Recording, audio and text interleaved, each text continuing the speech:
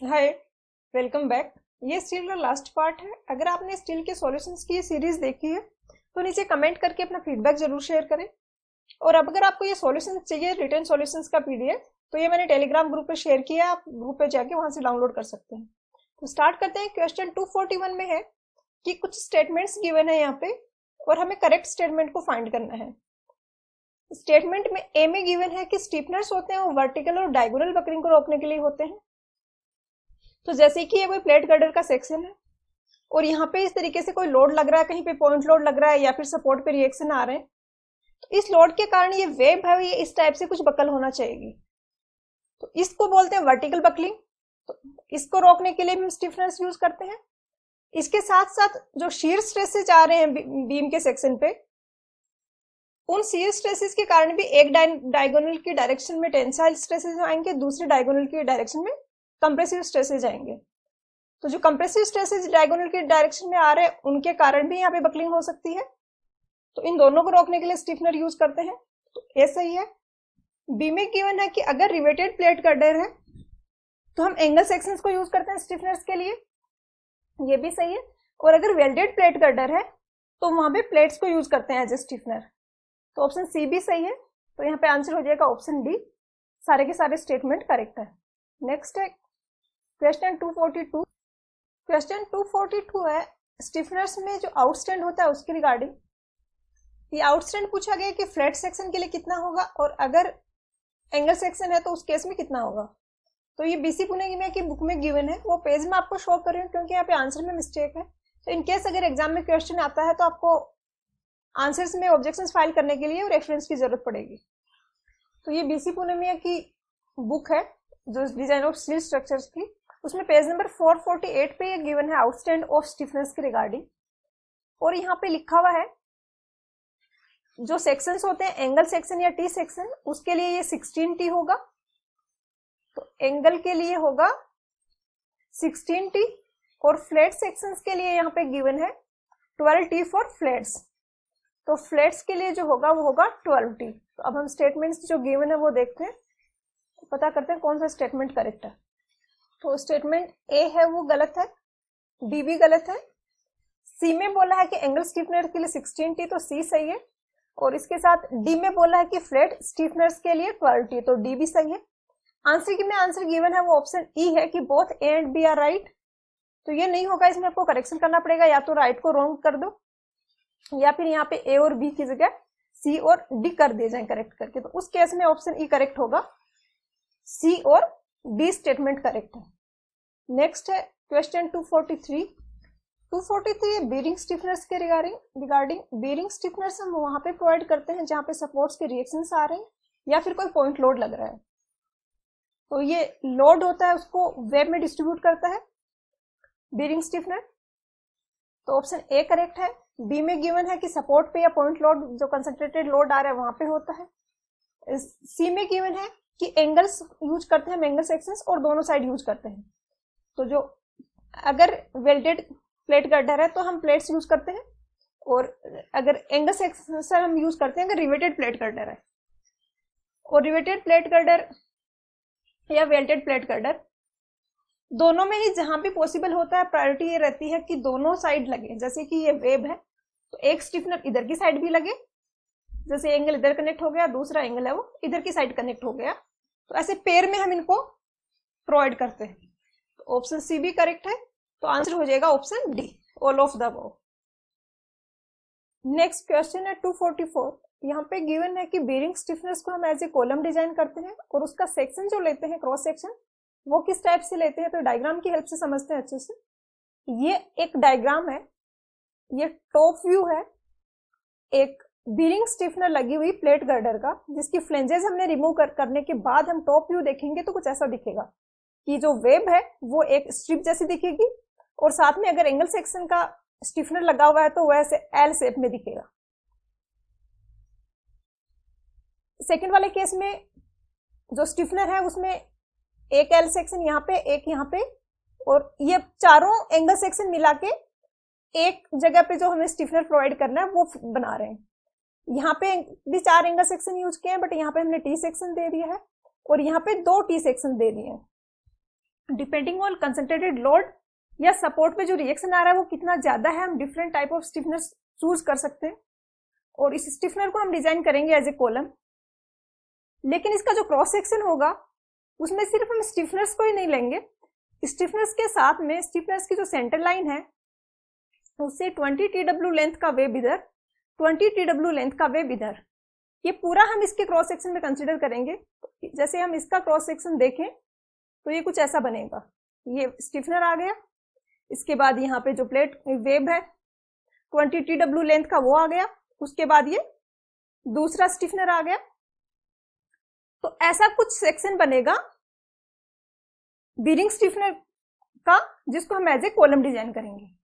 इस वाले केस में हमने 4 एंगल सेक्शंस यूज किए हुए, तो सेंटर लाइन होगी वो ये हो जाएगी। तो यहाँ पे भी इधर 20 TW left side, 20 TW right side, ये एक स्टिफनर है, एक सेट ऑफ स्टिफनर है। तो इसका जो क्रॉस सेक्शन होगा वो यहां से लेके और यहाँ के बीच में जो भी ये एंगल सेक्शन और वेब आ रहा है वो सारा लेंगे। यहाँ पे हमने 4 एंगल सेक्शन यूज किए बट हमने टी के जैसे फ्रेम किया इनको। तो ये सेंटर लाइन है, तो यहां से 20 TW इधर और यहां से 20 TW इधर, मतलब यहां से लेके यहां तक का वेब प्लस स्टिफनर सारा हम स्टिफनर को एज ए कॉलम डिजाइन कर रहे हैं उसके सेक्शन में कंसिडर करेंगे। जैसे कॉलम का सर्कुलर सेक्शन होता है, रेक्टेंगुलर सेक्शन होता है, उस टाइप ही यहाँ पे जो कॉलम बन रहा है, जो बीरिंग स्टिफनर का जो कॉलम बन रहा है उसका ऐसा सेक्शन बनेगा। यहाँ पे 8 एंगल, 4 एंगल यहाँ पे इसमें यूज किया, 4 एंगल यहाँ पे, ये एक सेट ऑफ स्टिफनर बना रहा है। तो ये सेंटर लाइन है, तो इधर से 20 TW, इधर 20 TW। क्वेश्चन में सिर्फ इतना पूछा है कि कितने टाइम्स ऑफ थिकनेस होगा, तो यहाँ आंसर है वो ऑप्शन सी हो जाएगा, बट आपको समझ में आना चाहिए लैंग्वेज में क्या लिखा है। नेक्स्ट है क्वेश्चन 245। यहाँ पे पूछा है कि जो स्टिफनर हम यूज कर रहे हैं उसका मोमेंट ऑफ इनर्शिया होगा, मिनिमम मोमेंट ऑफ इनर्शिया होगा, वो क्या होगा। आर यहाँ पे रिएक्शन है, टी मैक्सिमम थिकनेस है कंप्रेशन फ्लेंज का, डी ओवरऑल डेप्थ है गर्डर का, और डब्ल्यू है वो टोटल लोड है जो कि गर्डर पे लग रहा है। तो ये सेम क्वेश्चन पहले भी हम कर चुके हैं, क्वेश्चन नंबर 214 में भी सेम था। यहाँ पे इसका आंसर होगा वो ऑप्शन ए होगा। डायरेक्टली फॉर्मूला आपको याद रखना है, ज्यादा कुछ समझने का नहीं है। यहाँ पे आंसर की में आंसर गिवन है वो ऑप्शन सी है जो कि नहीं होगा, करेक्शन है, आंसर होगा वो ऑप्शन ए होगा। नेक्स्ट है क्वेश्चन 246। 246 एक तो कंप्लीट नहीं है, ऊपर ये वाला जो पोर्शन है ये नीचे आएगा, ये इस वाले क्वेश्चन का पार्ट है। यहाँ पे पूछा है कि इंटरमीडिएट स्टिफनर अगर हम प्रोवाइड कर रहे हैं तो thickness of the web of flat girder कितना होना चाहिए। तो 2 टाइप के वर्टिकल स्टिफनर होते हैं, इंटरमीडिएट स्टिफनर्स होते हैं जो कि डायगोनल बकलिंग को रोकने के लिए काम में आते हैं, दूसरा होते हैं बीरिंग स्टिफनर जो कि वर्टिकल बकलिंग को रोकने के काम में आते हैं। और बीरिंग स्टिफनर जो होते हैं उनको हम वहां पे प्रोवाइड करते हैं जहाँ पे पॉइंट लोड लग रहा है। तो क्वेश्चन में इसमें पूछा है इंटरमीडिएट स्टिफनर का, मतलब वर्टिकल स्टिफनर की बात हो रही है, और वर्टिकल स्टिफनर हम प्रोवाइड करते हैं अगर D/85 से कम हो वेब की थिकनेस। ग्रेटर है तो किसी भी टाइप के स्टिफनर्स की रिक्वायरमेंट नहीं है, लेकिन अगर D/85 से कम है थिकनेस ऑफ वेब तो उस केस में हमें वर्टिकल स्टिफनर प्रोवाइड करना होता है, और वही इंटरमीडिएट स्टिफनर है। तो यहाँ पे आंसर होगा वो ऑप्शन सी होगा। नेक्स्ट है क्वेश्चन 247। नेक्स्ट है क्वेश्चन 247। यहाँ पे गिवन है कि जो क्लियर डायमेंशन होता है वेब पैनल में वो किससे एक्सीड नहीं होना चाहिए, अनसपोर्टेड क्लियर डायमेंशन। तो इसकी लिमिट होती है, मैक्सिमम होता है वो 270 TW से एक्सीड नहीं होना चाहिए, और मिनिमम वाला जो है वो 180 TW से एक्सीड नहीं होना चाहिए। तो यहाँ पे आंसर होना चाहिए वो 270 TW होना चाहिए, बट यहाँ पे कोई भी ऑप्शन नहीं गिवन है, आंसर गिवन है ऑप्शन सी गिवन है। तो सी सही नहीं है, यहाँ पे इसको आपको करेक्ट करके करना है 270 TW। उस केस में हम कह सकते हैं कि सी करेक्ट होगा। नेक्स्ट है क्वेश्चन 248। ये सारे क्वेश्चंस हम पहले कर चुके हैं, तो वहां पे मैंने डिटेल में एक्सप्लेन किया, अभी मैं शॉर्ट में कर रही हूँ। तो अगर आप कंटिन्यूटी से में कर रहे हैं, स्टार्टिंग से करते आ रहे हैं, तो आपको प्रॉब्लम नहीं आएगी इनमें। रिपीटेड क्वेश्चंस है। क्वेश्चन 248 में पूछा है कि वर्टिकल स्टिफनर्स होते हैं उनकी स्पेसिंग क्या होती है। तो मैक्सिमम होती है वो 1.5D होती है, मिनिमम स्पेसिंग होती है वो 0.33D होती है। तो ये बोला ग्रेटर देन 1.5D, तो लेस देन 1.5D होगा, ग्रेटर देन 0.33D होगा। तो ए और बी दोनों स्टेटमेंट ही यहाँ पे रॉन्ग है। तो आंसर हो जाएगा वो ऑप्शन डी हो जाएगा। थोड़ा सा इस टाइप के क्वेश्चंस में एग्जाम में मिस्टेक होने के चांसेस रहते हैं। थोड़ा सा स्टूडेंट और कॉन्फिडेंट हो जाता है, क्वेश्चन देखते हैं कि हाँ ये तो मुझे आता है, और वो ध्यान नहीं देता ढंग से कि पूछा क्या है, और मिस्टेक हो जाती है। तो ध्यान रखें। क्वेश्चन नंबर 249 में पूछा है कि हॉरिजॉन्टल स्टिफनर को इस टाइप से हम डिजाइन करते हैं कि उनका मोमेंट ऑफ इनर्शिया आई जो है वो किससे लेस नहीं होना चाहिए। तो ये बुक में गिवन है, ये होता है 4C1T1 क्यूब। तो आंसर हो जाएगा ऑप्शन सी। और ऑप्शन सी और डी दोनों ही सेम है, तो दोनों ही आंसर हो सकते हैं। और ज्यादा कुछ समझने का नहीं है, डायरेक्ट फॉर्मूले बुक में गिवन है जो कि आपने याद रखना है। नेक्स्ट क्वेश्चन है 250। ये भी रिपीटेड क्वेश्चन है, पहले कर चुके हैं हम सेम। यहाँ पे पूछा है कि अगर thickness of web of plate girder अगर d/250 से लेस है, तो उस केस में जो दूसरा से हॉरिजॉन्टल स्टिफनर प्रोवाइड करेंगे, अगर thickness of web plate girder d/200 से लेस है और d/250 से ग्रेटर है, तो इस केस में वर्टिकल के साथ में एक हॉरिजॉन्टल स्टिफनर प्रोवाइड किया जाता है जो कि किया जाता है कंप्रेशन फ्लेंज में। इसके बाद अगर d/250 से भी लेस है TW, तो उस केस में एक और हॉरिजॉन्टल स्टिफनर हम प्रोवाइड करते हैं, और वो प्रोवाइड किया जाता है न्यूट्रल एक्सिस पे। तो यहाँ पे आंसर होगा वो ऑप्शन सी होगा, at the neutral axis. Next question है 251। इसमें डिफरेंट टर्म्स हैं M, MN, L और LN। तो पहले इनको समझते हैं। ये एक प्लेट गर्डर का क्रॉस सेक्शन है। यहाँ पे 2 फ्लेंज प्लेट टॉप पे है, 2 फ्लेंज प्लेट ही बॉटम पे है।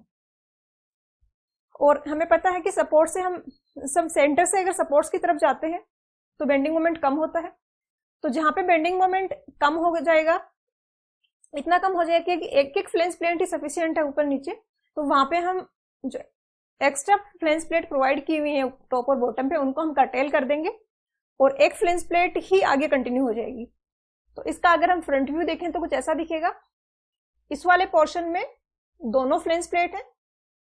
इसके बाद यहाँ पे हमने जो ब्लैक वाली फ्लेंज प्लेट मैंने शो की है, इसको हमने कट कर दिया, और एक ही फ्लेंज प्लेट यहाँ पे इधर सपोर्ट्स की तरफ कंटिन्यू हो रही है।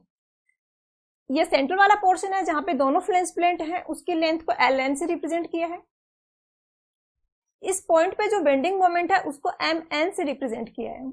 MN वो बेंडिंग मोमेंट हो गया कि कर्टेल करने के बाद में जो पोर्शन बचता है वो ही उस मोमेंट को रेजिस्ट कर देगा। जितना मोमेंट ऑफ रेजिस्टेंस रिक्वायर्ड है सेक्शन को, जो एक्स्ट्रा फ्लेंजेस हैं वो कर्टेल करने के बाद भी उतना मोमेंट ऑफ रेजिस्टेंस अवेलेबल होगा। और M है वो सेंटर पॉइंट का बेंडिंग मोमेंट है जो कि मैक्सिमम होगा। लोडिंग है वो पैराबोलिक, लोडिंग है वो यूडीएल है, सॉरी। तो यहाँ पे वेरिएशंस होंगे वो पैराबोलिक होंगे। तो जो ये वेरिएशंस यहाँ पे हो रहे हैं ये पैराबोलिक है। तो ये पैराबोला जो बन रहा है सबसे पहले हम इसकी एक इक्वेशन लिखते हैं। ये सेंटर पॉइंट है, तो इसके ऑर्डिनेट्स को हम 0 0 कंसिडर कर रहे हैं, और पैराबोला की इक्वेशन है y = ax²। तो यहाँ पे हम a की वैल्यू कैलकुलेट करते हैं। तो सेंटर पॉइंट जो लोवेस्ट पॉइंट है वो है ओरिजिन पैराबोला का। तो सपोर्ट वाला जो पॉइंट है उसका x ऑर्डिनेट L/2 होगा। ये वाला पॉइंट है इसका x ऑर्डिनेट होगा L/2 हॉरिजॉन्टल डिस्टेंस, और y ऑर्डिनेट ये जो है ये होगा m। तो हम यहाँ पे वैल्यू पुट करेंगे तो a की वैल्यू आ जाएगी, y की जगह रखा m, a L²/4। तो यहाँ से a की वैल्यू आ जाएगी 4m/L²। और पैराबोला की अब इक्वेशन बन गई है y = 4m/L² इंटू x²। यहाँ पे अब हम ये इक्वेशन अप्लाई करते हैं उसको इस वाले पॉइंट के लिए जहां पे बेंडिंग मोमेंट है वो MN है, और इस वाले पॉइंट के ऑर्डिनेट्स फाइंड आउट करने के लिए इसकी y ऑर्डिनेट जो होगी, ये पॉइंट ओरिजिन है 0 0। तो इस वाले पॉइंट की y ऑर्डिनेट होगी वो ये वर्टिकल वाली डिस्टेंस होगी, इस हॉरिजॉन्टल लाइन और पैराबोला के बीच की जो वर्टिकल डिस्टेंस है। इस डायग्राम में अगर हम देखें तो वो इक्वल होगी m - mn के, क्योंकि ये ऑर्डिनेट m है और ये वाली ये mn है। तो ये वर्टिकल डिस्टेंस जो होगी वो इक्वल होगी m - mn के। x जो होगा ये L/2 - x होगा। स्मॉल x जो है वो सपोर्ट से मेजर की हुई डिस्टेंस है। अगर ये डिस्टेंस x है तो x ऑर्डिनेट इस पॉइंट का जो होगा वो L/2 - x होगा। आप जस्ट ये इक्वेशन है, इसमें हम वैल्यू पुट कर देते हैं। m minus M N is equal to 4m upon L square into L by 2 minus X का whole square, m minus M N 4m upon L square, इसमें 2 नीचे कॉमन लेते हैं तो ये l माइनस 2x आ जाएगा यहाँ पे, और इसका होल स्क्वायर। अब यहाँ पे l माइनस 2x को हम ln से रिप्लेस कर सकते हैं, क्योंकि ये वाली डिस्टेंस x है, जो mn वाला पॉइंट है इसकी हॉरिजॉन्टल डिस्टेंस एक सपोर्ट से x है, तो दूसरे से भी x होगी, तो बीच वाला जो पोर्शन बचता है अनकटेल्ड वाला, उसकी जो लेंथ हो जाएगी वो l माइनस 2x हो जाएगी। तो l माइनस 2x को ln से रिप्लेस करते हैं, l माइनस 2x है वो ln है। m minus M N is equal to 4m upon L square, l minus 2n की जगह ln लिख देते हैं, तो ln का स्क्वायर अपॉन 4 से 4 कैंसिल हो गया, हमें निकालना है ln, तो ln इक्वल हो जाएगा m minus M N upon m, इसका रूट, और ये l है वो रूट से बाहर आ जाएगा, क्योंकि ln का भी स्क्वायर है l का भी स्क्वायर है, तो जो फाइनल एक्सप्रेशन आएगा वो ये आएगा ln is equal to l m minus M N upon m का रूट। ध्यान आपको ये रखना है कि ओरिजिन लेना है वो इस वाले पॉइंट को लेना है, जो लोवेस्ट पॉइंट है पैराबोला का उसको ओरिजिन लेना है, तो इक्वेशन इजी होगी और इक्वेशन सिंप्लीफाइड भी हो जाएगी। बी और सी वाली दोनों टर्म ही यहाँ पे 0 हो जाएंगी। तो ऑप्शन से हम मैच करते हैं, तो ये अवेलेबल है ऑप्शन सी में, जो एक्सप्रेशन हमारा आया है L M N m minus M N का रूट, तो आंसर हो जाएगा ऑप्शन सी। ln है वो अनकर्टेल्ड पोर्शन की जो ये वाली लेंथ है, ये है, यहाँ पे इसने मेंशन नहीं किया है बट ये है। तो आज के लेक्चर वीडियो ये यही खत्म होता है, और स्टील की जो सॉल्यूशंस की सीरीज थी उसका ये लास्ट वीडियो है। आप कमेंट जरूर करें, फीडबैक अपना। मिलते हैं नेक्स्ट वीडियो में नए सब्जेक्ट के साथ। नेक्स्ट क्वेश्चन है 233।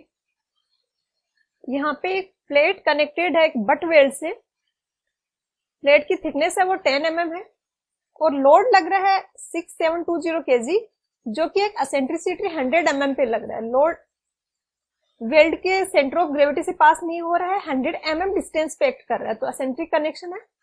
इस टाइप के कनेक्शन में दो टाइप के फोर्स आते हैं, एक तो वर्टिकल शियर आता है और दूसरा यहाँ पे जो मोमेंट लग रहा है इसके कारण बेंडिंग के टेंसाइल स्ट्रेसेस। जो वर्टिकल शियर आएगा वो होगा P upon D T, D यहाँ पे डेप्थ ऑफ वेल्ड है, अगर यहाँ तक हमने वेल्डिंग की हुई है तो डी डेप्थ ऑफ वेल्ड है, टी थिकनेस है, और वर्टिकल शियर होगा वो P अपॉन डी टी होगा।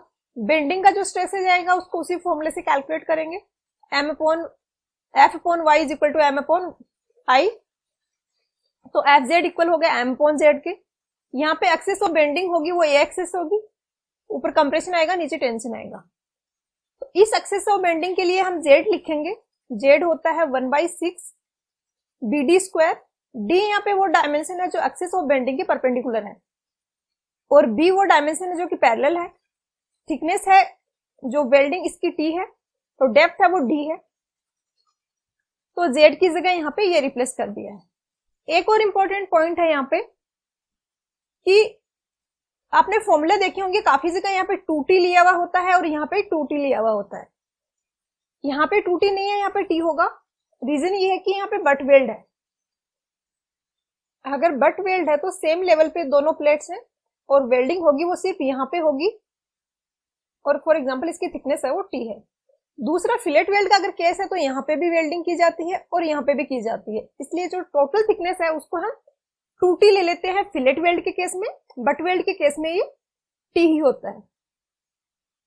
क्वेश्चन में यहाँ पे परमिसिबल बेंडिंग स्ट्रेसेस गिवन है, तो हमें ये सब कुछ कैलकुलेट करने की रिक्वायरमेंट नहीं है, जस्ट हमें जो बेंडिंग स्ट्रेसेस आ रहे हैं उनकी लिमिट गिवन है, तो हम उसको इक्वेट करेंगे अलाउेबल स्ट्रेसेस को, जो स्ट्रेसेस आ रहे हैं एक्चुअल में, और फिर हमें यहाँ पे निकालना है depth of weld. Thickness given है जो t है ये गिवन है 10 mm। ध्यान रहे कि mm को हम सेंटीमीटर में कन्वर्ट करेंगे, क्योंकि हमारी जो स्ट्रेसेस की डायमेंशन होती हैं वो यहाँ पे kg पर सेंटीमीटर स्क्वायर में गिवन है। और जब हम यहाँ पे वैल्यूज पुट करेंगे, परमिसिबल स्ट्रेसेस 1575 है, 6720 लोड लग रहा है, एसेंट्रिसिटी वो 100 mm है, तो सेंटीमीटर में 10 हो जाएगा, तो ये मोमेंट हो गया। टी जो थिकनेस है वो 10 mm है, तो कन्वर्ट कर दिया हमने 1 हो गया इंटू डी स्क्वायर बाई 6। तो यहाँ पे जस्ट इसको कैलकुलेट करना है, डी की वैल्यू कैलकुलेट करनी है इसको सोल्व करके, और डी की वैल्यू यहाँ पे जो आएगी वो आएगी 16 सेंटीमीटर। तो आंसर हो जाएगा वो ऑप्शन सी हो जाएगा। नेक्स्ट है क्वेश्चन 234।